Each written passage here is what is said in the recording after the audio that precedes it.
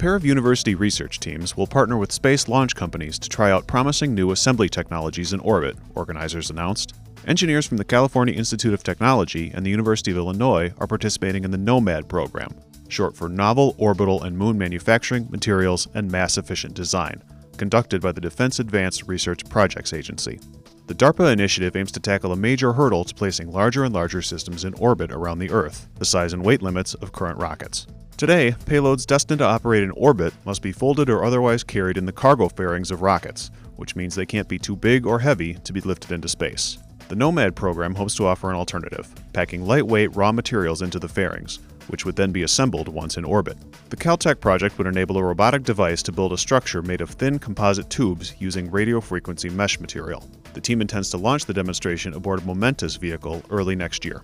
The Illinois initiative, meanwhile, features a liquid monomer and a sleeve of carbon fiber that becomes a hardened, reinforced structure. That project is scheduled to join a Voyager space launch to the International Space Station next spring. DARPA officials said that both teams had shown outstanding technical progress in laboratory settings, and that organizers decided to try them out in space rather than continue refining in the lab. A third NOMAD participant in the project's third phase, from the University of Florida, is working on laser sheet metal bending technology with NASA's Marshall Space Flight Center in Alabama.